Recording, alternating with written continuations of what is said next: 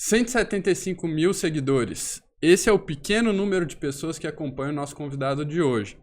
Hoje, no PG On Air, vamos conversar um pouco com o advogado, amigo, criador da página STF em Foco, Leonardo Stephan, que está aqui para a gente descobrir um pouquinho mais sobre sua carreira e também sobre esse projeto do STF em Foco.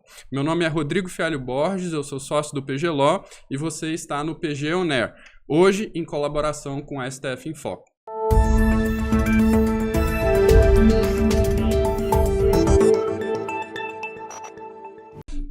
Boa noite, Léo.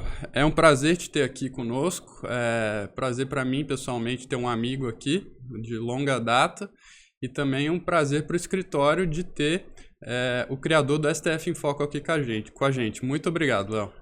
Eu que agradeço, é uma alegria estar aqui, tanto pessoal como profissional, porque uma grande banca de advogados como essa, poder estar trocando essa ideia com vocês, é sensacional. Eu realmente estou muito feliz de estar aqui. Bom, obrigado, Léo. Então, já partindo para as perguntas que a gente queria fazer aqui para você, eu queria, em primeiro lugar, te perguntar sobre você. Quem é o Léo e de onde veio o Léo?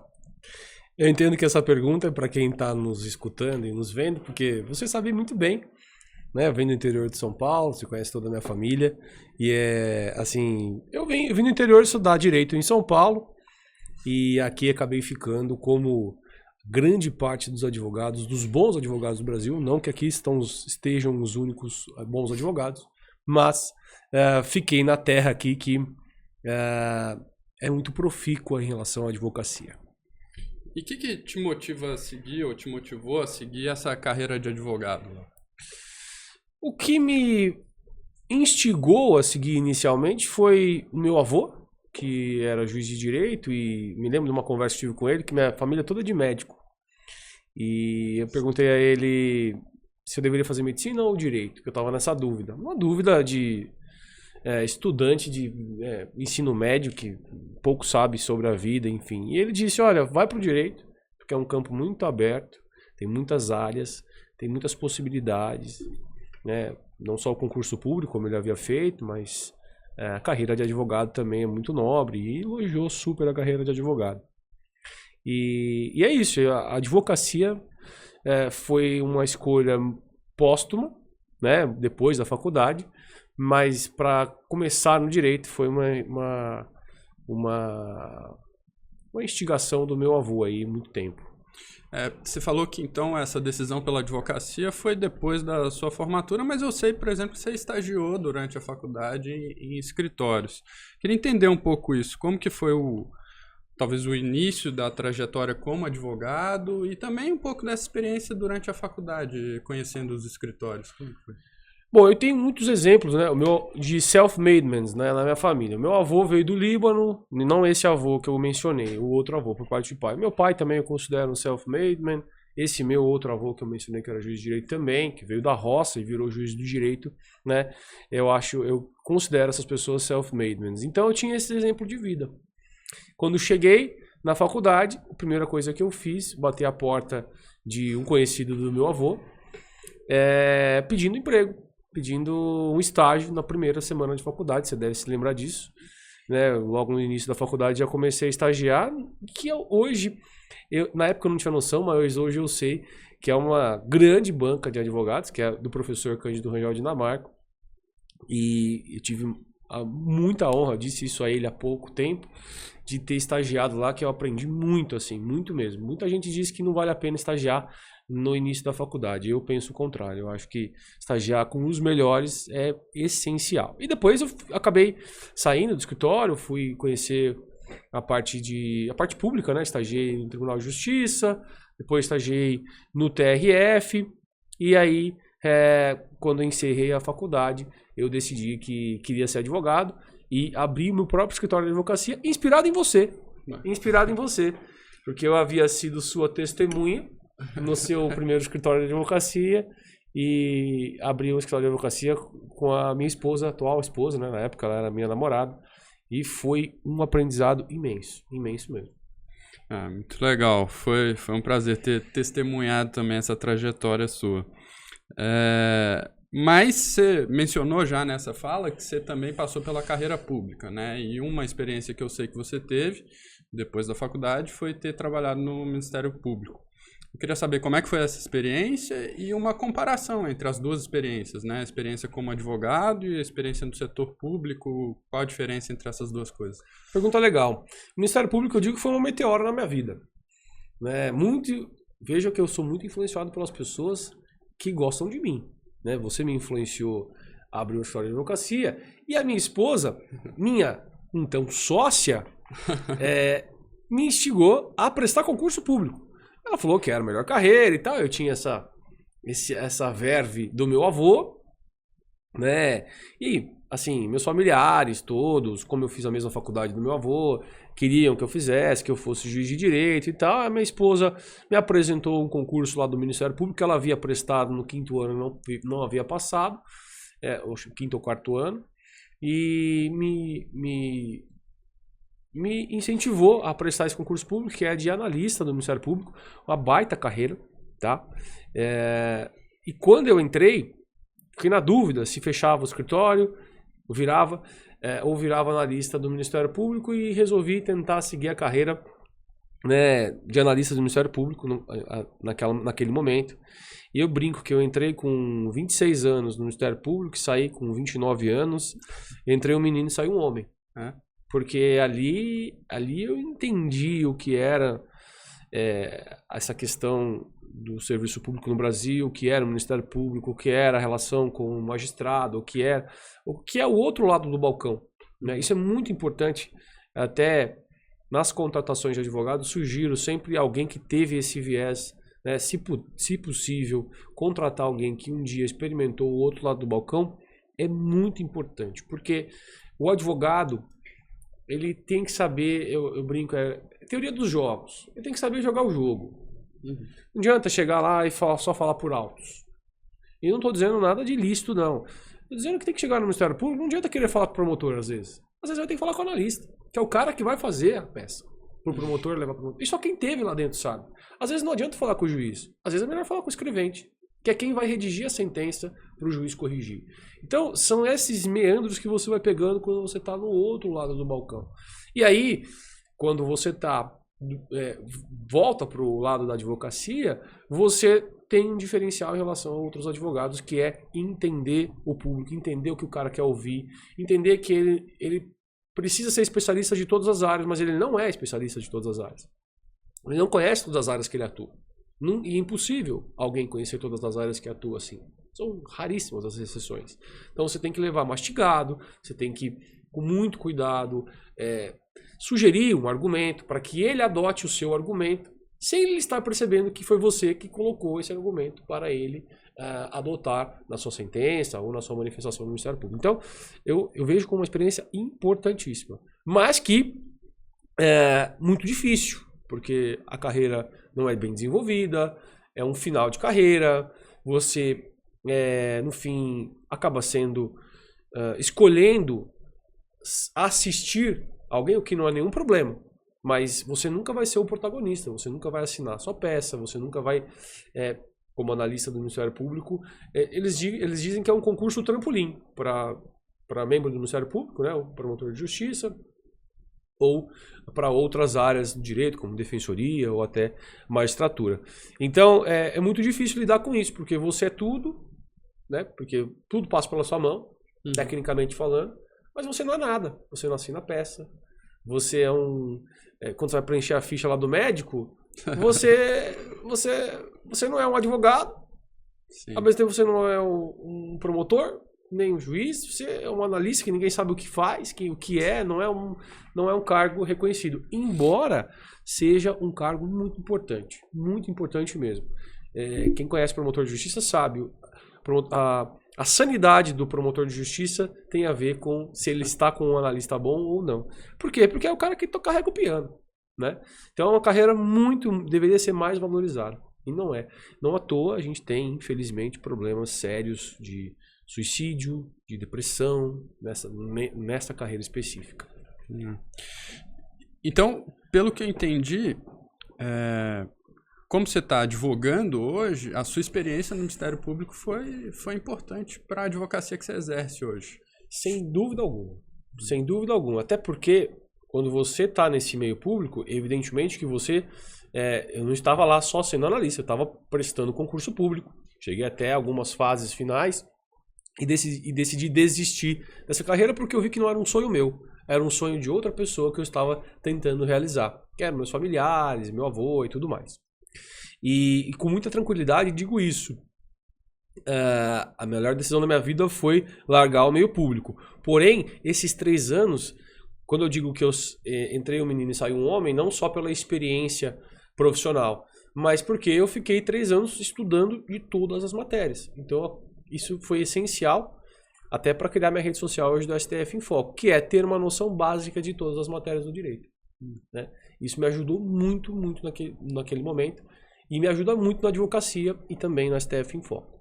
Léo, eu queria justamente entrar agora na discussão sobre a criação da sua página no Instagram, o STF em Foco, e na eventual relação dessa criação, dessa ideia que você teve com a sua trajetória profissional. Mas antes disso, você pode explicar o que é o STF em Foco para os nossos ouvintes aqui? O STF em Foco é uma mídia não institucional, a maior mídia não institucional sobre o STF, exclusivamente sobre o STF, que traz ali de forma imparcial, de forma séria, de forma comprometida com os autos, informações sobre o julgado, sobre os julgados do STF, curiosidades sobre o STF.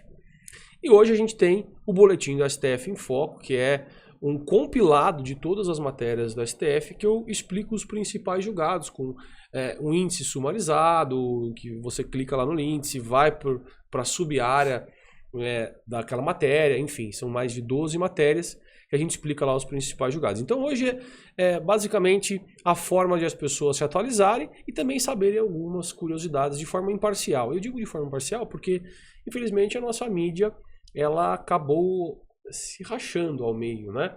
Quero dizer, temos uma polarização imensa e aí a mídia acabou entrando nisso. E esse é o motivo pelo qual, talvez seja a próxima pergunta, eu criei o STF em Foco. Porque na minha família, eu via nos grupos de família, principalmente na época que Lava Jato, o STF estava bem em voga, eu era meio que o oráculo de Delfos da minha família, ou seja, as pessoas me consultavam para saber se aquilo era verdade ou não, querendo muito ouvir o lado deles, não queria uma resposta que atendesse ao lado deles, naquela clássica polarização.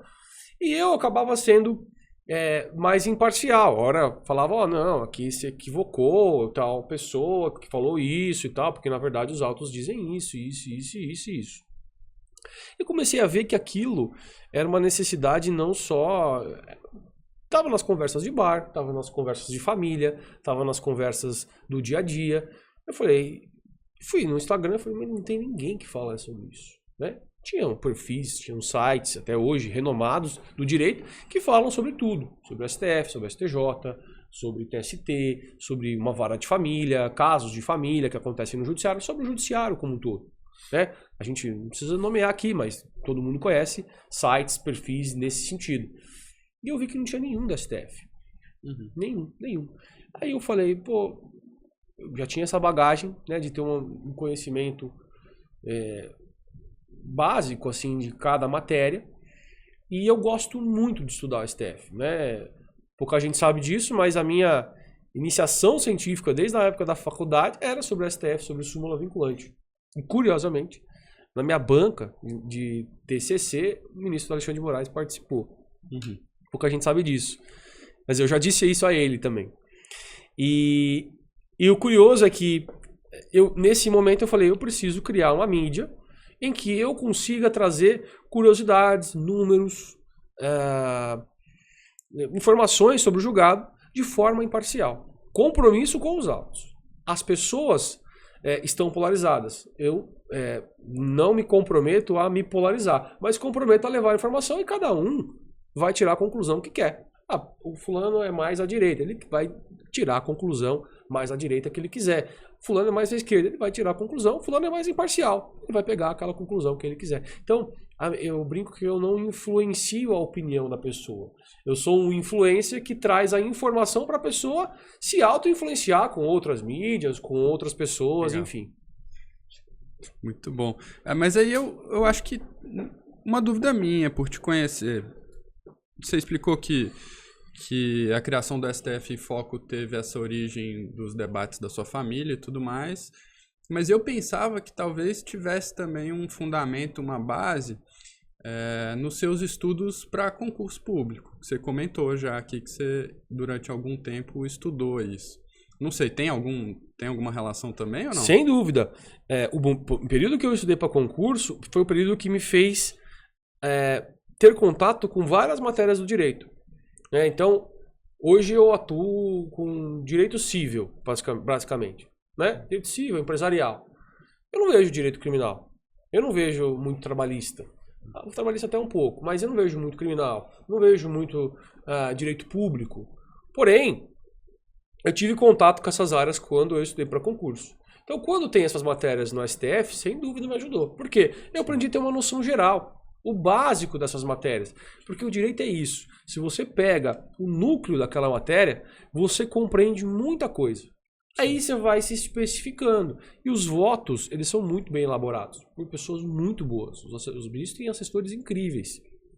E então, nos votos, eu consigo, quando eu não estou familiarizado com a matéria, eu consigo entender ali o que o ministro quis dizer e vou na doutrina, vou em outros julgados para entender o que aquele tema específico, que eu não tinha tanto conhecimento, e aí vou aprofundando para passar para o pessoal.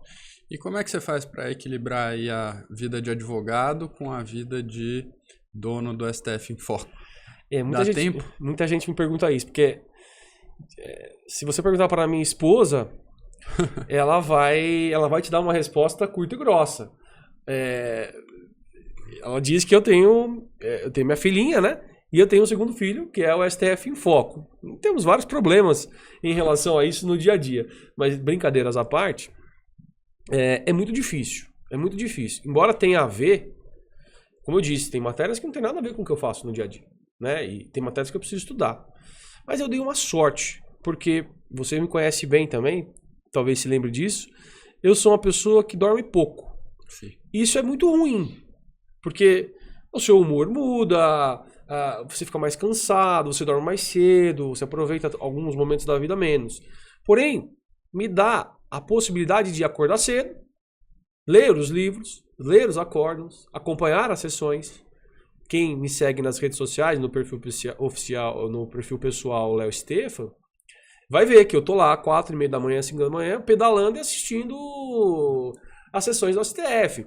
São os momentos que eu consigo, que minha filhinha tá dormindo, minha esposa também, eu consigo me dedicar. À noite, quando eu chego, também eu faço isso, né? Coloco a minha filha para dormir e vou ler os acórdãos, vou ver as sessões. E de final de semana.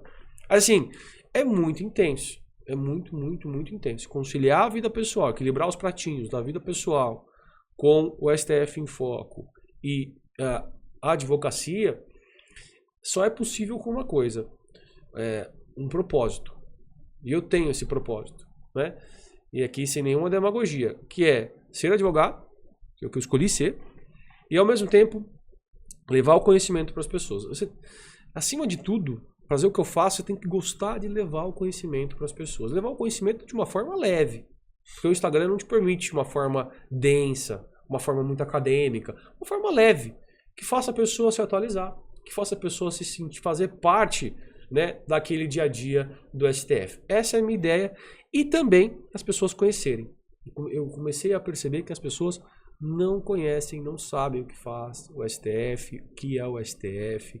Então, eu tenho muita preocupação com isso. Esse é o propósito que me faz acordar de manhã, que me faz ir dormir tarde, que me faz perder os finais de semana.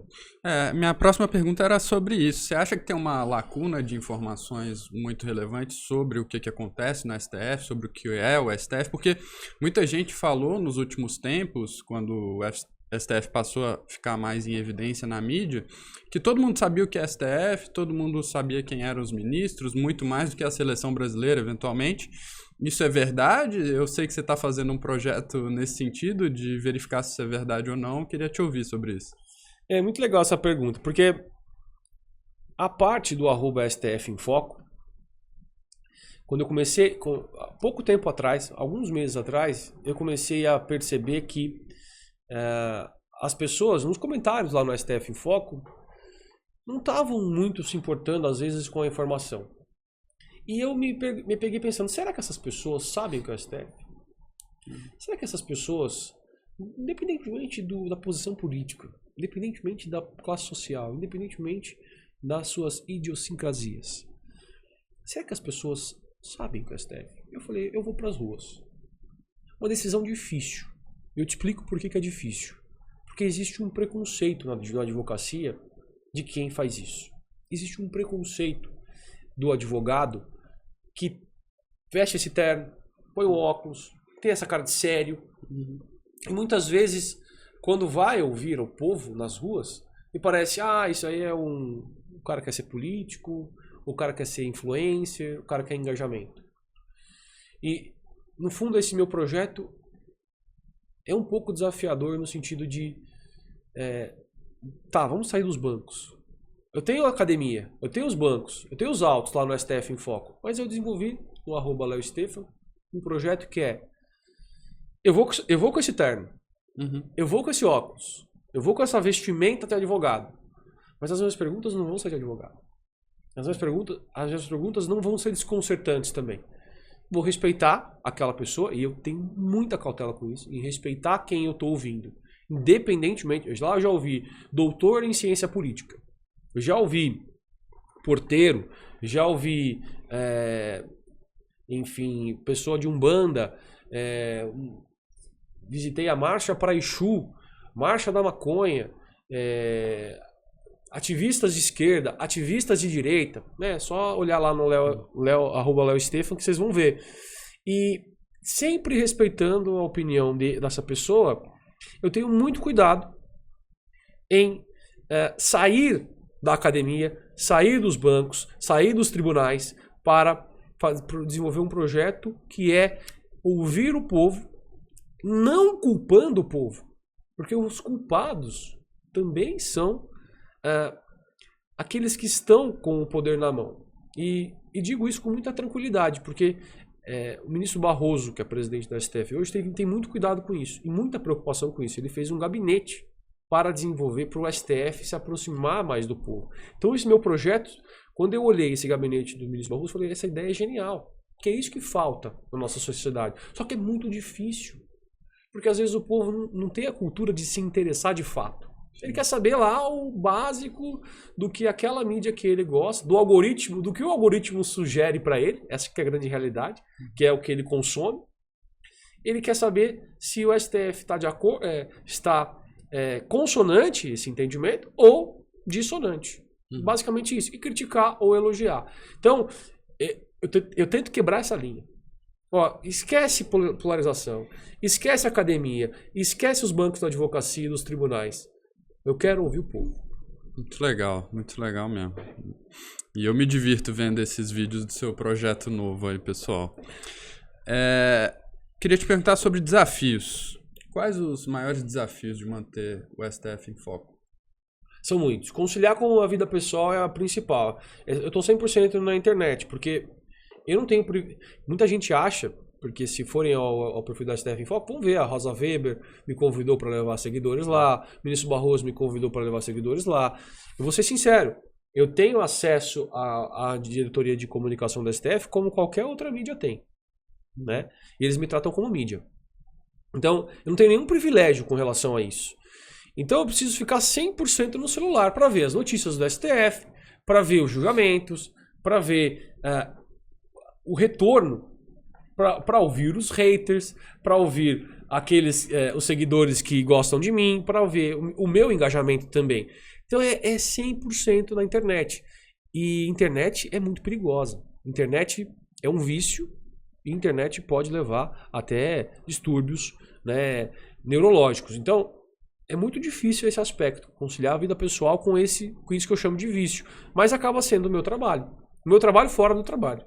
Né? Então acaba que eu tenho a prioridade à advocacia, e quando eu tô fora da advocacia, eu fico muito vidrado nisso, porque eu preciso ficar. Senão, eu não vou conseguir levar a informação direito para as pessoas. Sim. Você falou dos haters e do efeito da internet sobre a saúde mental das pessoas. Você se preocupa ativamente com isso? Você adota alguma metodologia? Você viu um hater ali, o que você faz? Eu gosto do que o Marcelo Taz, que aliás é meu primo. O Marcelo Taz é meu primo. Ele não sabe disso, mas eu sei. O Marcelo Taz escreveu um livro, agora eu não me recordo o nome do livro, mas ele fala que você tem que tratar os haters no spa. Você tem que colocar o hater no spa. O que é colocar o hater no spa? Você deixa lá. No mínimo 48 horas. Para depois, se for o caso, você responder. Por quê? Por dois motivos. O hater, ele é aquela pessoa com ódio. Ele é aquela pessoa por trás do teclado que fala o que quer, escreve o que quer. Mas o hater, ele tem um fundinho de verdade às vezes. Tem um hater que é hater por natureza e vai ser sempre hater. Tem um quê de inveja, tem um quê de ciúme, tem um quê de frustração ali. Mas tem um quê também, eu vejo em 80% das vezes, tem um quê de verdade no que ele fala. Que ninguém vai te falar. Um seguidor que gosta muito, que elogia muito, que é a maioria, ele não vai te falar o detalhezinho que talvez você possa melhorar. Então eu gosto muito do hater. O hater, pra mim, era... Júlio César de Roma, da Roma Antiga, ele pagava um funcionário somente para criticá-lo. Somente para criticá-lo. Ó, você está pago para me criticar. Quando eu fizer um discurso, você tem que criticar meu discurso. Se você não criticar meu discurso, você vai estar demitido. O hater é isso. É aquela pessoa que você tem que lidar sabendo extrair a coisa boa daquilo. Porque tem um fundinho de verdade muitas vezes. Mas você tem que esperar 48 horas, colocar no spa. Porque se você responde de primeira, não vai ser legal. Você vai acabar se expondo. Então eu não respondo hater. Raramente eu respondo hater. E algumas vezes, também raro, eu apago o comentário. Quando é muito agressivo, muito discurso de ódio, às vezes até criminoso, eu vou lá e apago. Tá? Mas o hater, acaba que os meus haters são mais haters do STF. Né? Mas eu tenho lá os haters que criticam o meu trabalho, que de certa forma acham que eu tô não explicando bem, ou estando com um viés político, enfim, hoje em dia a gente sabe que tem uma horda de pessoas que acaba atingindo o STF e tentam me atingir da mesma forma. Eu olho, se ele fala a qualidade do vídeo, às vezes ele fala o seu discurso, às vezes ele fala, esse post de novo, ou essa headline que você colocou, tá sugestiva e tal. Eu deixo lá, tiro o print, tenho uma pastinha no meu celular, depois eu fico vendo essa crítica, dou uns 48 horas pra minha cabeça desanuviar. Que a gente tende a responder com sentimento também. Então, 48 horas, segundo o Marcelo Taz, é o necessário para você não responder com o seu âmago, você responder com a sua cabeça. Mas então, sua resposta é um pouco paradoxal, porque você falou que gosta do hater porque ele te ajuda a identificar alguns problemas que aquela pessoa que gosta de você ou nem enxerga ou não vai te falar. Isso aí. Mas ao mesmo tempo você precisa dar 48 horas, porque te fez mal quando você lê. Porque eu sou ser humano, né? Na verdade, o paradoxo é porque eu sou ser humano e o ser humano tende a não responder racionalmente quando ele tá com o coração na frente, com o seu âmago na frente. E aí a ideia do Taz é essa. As 48 horas é para você ser racional na resposta e tentar absorver a coisa boa daquilo, que você não vai conseguir com o sentimento, com o coração, quando você coloca com o seu estômago e não com a sua cabeça. Perfeito, Léo. E como que você escolhe os temas sobre os quais você vai falar na página? Você fala sobre todos os julgamentos da STF? Acho que é impossível. Como é que você faz essa escolha? É impossível. São cerca de 80, 85 mil processos por ano. Bom, essa escolha ela foi mudando aos poucos, né? No início, eu era muito perdido, assim. Eu pegava as notícias no site do STF e números no portal de transparência. Então eu ficava analisando números ali. Eu fiz pesquisas muito legais, que hoje eu olho e falo, nossa, como eu fiz isso? Por exemplo, eu pesquisei em todas folhas de pagamento de órgãos públicos e analisei todas as constituições estaduais e a federal para ver quantas autoridades no Brasil tinham foro prerrogativo de função e quantas estavam no STF. Pô, uma pesquisa legal, uma pesquisa bem bacana mesmo, foi feita em abril de 21. Então, eu tinha esse viés no início, e o STF começou em março de 21, pouco tempo. Eu tinha esse viés, eu também fiz algumas pesquisas de números, chance de ganhar um recurso, chance de perder, enfim. E eu fui mudando, fui entendendo como funcionava. O STF hoje, a maioria dos julgados é no plenário virtual. Eles vão lançando os votos. E fui entendendo que a mídia adquiria a informação ali. E aí eu fui entender como é que era a pauta da STF. Hoje, eu tenho uma planilha que eu olho a pauta semanalmente da STF, do plenário virtual e do plenário físico, e eu coloco numa planilha. A planilha tem a matéria do direito, que é sobre qual aquela área, o número do julgado e uma pergunta-chave que resume o julgado. Então eu abro acórdão por acórdão, olho semanalmente, diariamente, acórdão por acórdão para fazer esta planilha. Eu brinco com a minha esposa que hoje é dia de pauta. Ela fica desesperada, porque eu fico lá no celular vendo acórdão da STF para planilhar e depois fazer o quê? Explicar no nosso boletim da STF em Foco. Fazendo isso, isso eu não delego para o meu time. O que eu não delego para o meu time? A realização dessa planilha e passo para eles já com o número, a pergunta-chave e com a matéria do direito. E aí eles vão fazer lá o boletim, vão me mandar para eu corrigir. Por que eu não delego isso? Porque é dali que eu tiro os posts. Ali que eu vejo na semana quais serão os julgamentos importantes. Hoje, no dia da nossa gravação, por exemplo, teve um julgamento muito importante no plenário físico da STF. O que eu fiz? Eu gravei no domingo, eu gravei todas as possibilidades do que seria aquele julgamento, e eram 3 teses que poderiam vencer. Por quê? Porque eles já tinham lançado as teses no plenário virtual. Foi um pedido de destaque. Então eu pude ter acesso à discussão inteira do que estava no STF. E já programei qual seria o vídeo, mais ou menos. Já pedi lá para o time editar e tudo mais. Então, é assim que eu consigo os posts. Eu analiso acórdão por acórdão na pauta da STF e planilho isso. Entendido. E é uma baita responsabilidade, né, Léo? Você está hoje informando 175 mil pessoas e esse número só cresce. Como é que você lida internamente com essa responsabilidade? Vai mudando. No início, você começa a perceber, quando a pessoa te para na rua, tira uma selfie, principalmente em eventos jurídicos, quando você vai, as pessoas vêm falar com você e tal. É legal. Mas vai mudando o seu senso de responsabilidade. Você já não pode vestir as mesmas roupas, você já não pode falar as mesmas coisas. Eu era aquela pessoa, principalmente com questão de futebol, eu comentava em todos os negócios de futebol, do meu time, né, do coração e tal. E a minha esposa falou, você não pode fazer isso mais. Então não é nada demais também, mas não que a gente atinja muita gente e tal. É cerca de 1 milhão por mês de pessoas, de contas envolvidas, mas... não me sinto uma celebridade, assim, não é isso que eu quis dizer, tá? É só que o seu senso de responsabilidade, as coisas que você vai fazendo, em determinadas ocasiões, eu já não faço mais, né? Porque às vezes eu ainda não tenho muita essa noção, mas minha esposa vive falando, você não pode fazer isso, você não pode fazer esse comentário.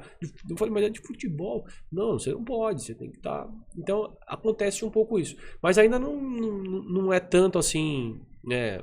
Sair às ruas, parar, enfim, nada disso. E queria te perguntar sobre o futuro, né? Onde vai estar o STF em Foco daqui a alguns meses, daqui a 1 ano, daqui uma década? O que você planeja aí? Vai fazer um IPO da STF em Foco daqui a pouco? IPO é bom. Então, tem muita coisa por vir, né? Eu evito de falar porque a gente tem muito mau agouro, né? Mas eu vejo muito crescimento e mudanças de projeto, assim. Porque eu acho que a internet é isso. Você tem que se adaptar. Saber o que é o seu público, entender o que o seu público gosta, e entender seu público, depois entender o que ele gosta, e ir se adaptando. O STF em Foco, eu demorei 8 meses para conseguir 10 mil seguidores. Nesses 8 meses eu não coloquei minha cara. Eu achava que pudesse me prejudicar na advocacia, né? Eu lembro. Então, assim, eu fui mudando, fui colocando a minha cara, os vídeos eram longos, explicações longas. Hoje o vídeo tem 1 minuto e meio, no máximo 2, das minhas explicações. E aí, quando eu preciso explicar muito, eu remeto, né, aos nossos grupos de WhatsApp, Telegram. Nós temos aí cerca de 6.000 pessoas nesses grupos. Aí eu remeto uma explicação, faço por escrito, falo, ó, quer entender melhor? Além de assinar o boletim da STF em Foco, a pessoa, às vezes eu libero de graça lá a explicação quando é muito importante para a pessoa ficar sabendo mesmo e tal. Exemplo de descriminalização das drogas, né? Fiz um texto gratuito de 15 páginas, liberei lá nos grupos, as pessoas tiveram acesso integral. Mas dizendo isso para explicar para você o porquê que eu vou atualizando, eu vou mudando. Então daqui para o futuro tem muito projeto pela frente. Legal. E você tem alguma recomendação para quem está começando agora, já que você está avançado aí na trajetória? Quem quer criar conteúdo jurídico na internet, o que tem que fazer? Eu não me sinto muito apto a falar assim às pessoas, de verdade, assim, não me sinto uma pessoa que eu possa ajudar tanto, mas eu posso contar o que eu fiz, assim. Eu identifiquei o que estava na boca do povo, o que não tinha ainda no Instagram, principalmente, nem nas outras mídias, não vejo. Até hoje não tem uma pessoa que só fale do STF, um frontman que fale, que faça o vídeo, que se comunique, assim, né? E também não vejo de outros tribunais. E até uma menina recentemente mandou mensagem que queria tomar um café para eu explicar para ela fazer o TST em Foco. Achei legal a ideia, achei legal a inspiração e tal. Mas é acreditar. É muita dedicação, assim, parece que não, né? Parece que a gente faz o vídeo, é muita dedicação. É o que eu falo, tem que ter um propósito. Qual é o seu propósito? É ficar famoso? Eu acho que não vai pra frente, porque ficar famoso é difícil, né? Se o propósito for passar conhecimento, passar informação, ter um compromisso, pode até ser um compromisso com um dos dois lados da polarização. Não acho errado isso, mas tem um compromisso com alguma coisa. E não tenha vergonha de aparecer. Eu tive por 8 meses. Não tenha. Não tenha vergonha do que as pessoas vão pensar, do que vai ser sua vida, do que vai ser sua carreira. Faça a coisa certa, né? Faça a coisa honestamente, direito, e vai dar certo. Léo, você retomou o tema da polarização agora, e talvez por um dos lados dessa polarização, talvez dos dois, existe uma crítica a um eventual ativismo do STF. Eu queria saber a sua opinião sobre isso. Você acha que tem ativismo, não tem? Como que você enxerga essa questão? Muito boa pergunta. Ativismo judicial começou nos Estados Unidos com um jornalista que, certa vez, acho que em 1945, por aí, resolveu dizer de quais lados estavam os justices, os ministros da Suprema Corte dos Estados Unidos. Aqueles mais liberais, aqueles mais democratas, e foram aqueles mais republicanos, e dividiu um do lado do outro. E aí aqueles mais ativistas e aqueles menos ativistas. Começou aí essa ideia de ativismo, né? E muita gente confunde ativismo com protagonismo. Eu não tenho dúvidas de que o STF é um protagonista no Brasil. Não tenho dúvidas. Isso tem um motivo. O motivo é a nossa Constituição Federal. Para entender a nossa Constituição Federal, a gente precisa entender o histórico em que ela foi inserida. Se você pegar a história das constituições modernas, é uma história de resposta a uma ditadura. Pegue a Constituição Federal, a Lei de Bonn da Alemanha. Ela é de 1949. É uma resposta à ditadura nazista. Pega a Constituição Portuguesa de 1976. É uma resposta ao governo ditatorial que tinha à época. Se você pegar a Revolução dos Cravos, que é a libertação da Angola do governo ditatorial português, foi em 75. A queda do governo foi aí. A nossa não é diferente. A nossa é uma resposta à ditadura militar que tinha no Brasil. Por que eu disse isso? Porque a nossa Constituição, e aí é uma peculiaridade dela, trouxe muita coisa. Trouxe da política, o que ficava para a política, ela judicializou. Ela trouxe um viés jurídico. Ao colocar na Constituição Federal que o meio ambiente é um direito fundamental, significa dizer que alguém vai proteger o meio ambiente. E que se alguém não proteger o meio ambiente, vai se poder ir ao judiciário. Ao colocar na Constituição Federal um capítulo sobre a criança e o adolescente, um capítulo sobre... Na Constituição Federal está escrito que o idoso vai ter direito a pagar meia nos ônibus. Então, ao estabelecer muitos direitos fundamentais, com que eu concordo, porque nós viemos de uma ditadura militar e não tínhamos uma Constituição tão completa assim na nossa história, ao colocar vários direitos, ao tirar da política e colocar um viés jurídico,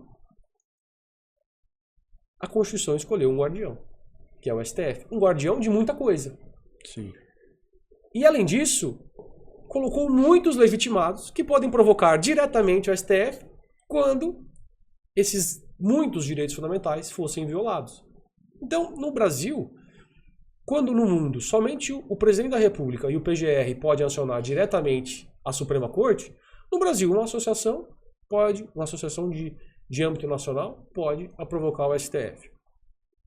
Defensoria Pública, Ministério Público, o PGR, que eu já falei, são inúmeros os legitimados. Um sindicato, né? Na verdade, uma confederação sindical, sim, partidos políticos, OAB. Muita gente pode acionar diretamente o STF. Por que eu estou dizendo isso? Porque esses são pilares que tornaram o STF um protagonista. E muita gente diz, o STF é ativista. Na maioria das vezes, quando elas estão dizendo isso, na verdade elas estão querendo dizer que o STF é protagonista. E não estão concordando com o que está na Constituição Federal.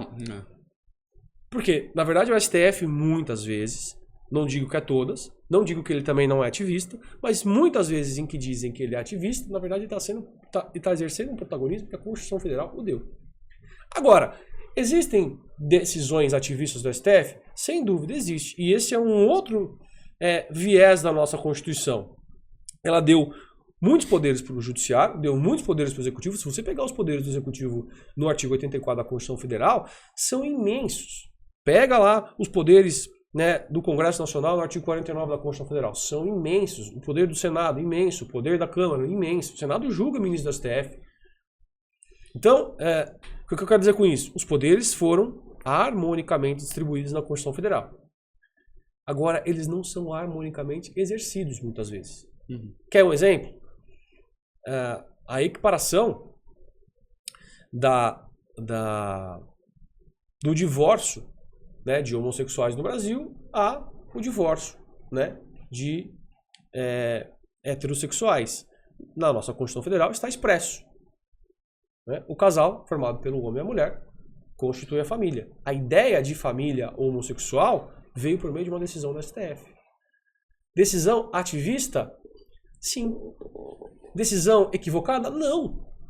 Por quê? Nós não tivemos um legislativo forte para atuar, fazer uma proposta de emenda à Constituição e alterar a Constituição da forma como a sociedade estava constituída, porque o direito acompanha a evolução da sociedade.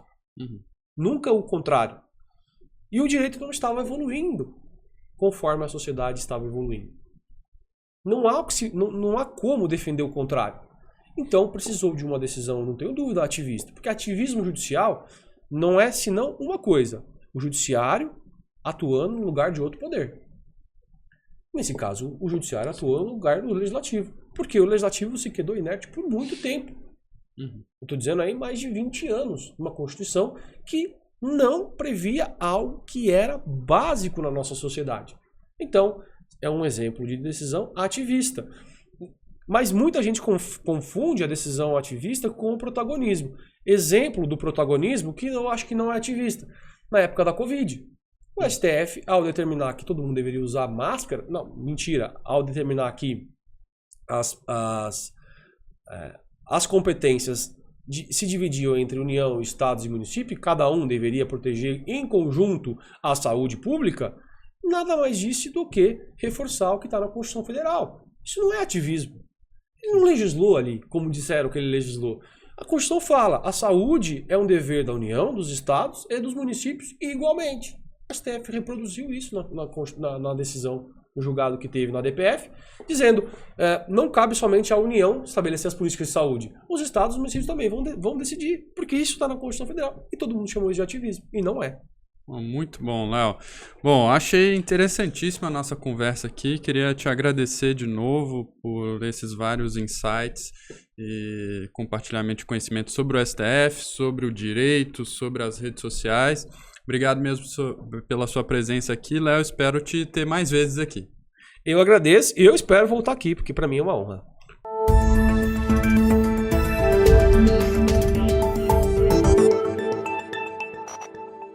Muito obrigado a todos e todas que assistiram ao nosso episódio do PG On Air. Na semana que vem a gente tem um episódio super especial, então para você não perder, fique ligado nas nossas redes. A gente está no Instagram, no Facebook, no LinkedIn, no YouTube, nas melhores plataformas de áudio. Se você tem alguma dúvida, basta escrever para a gente aqui nos comentários. Muito obrigado.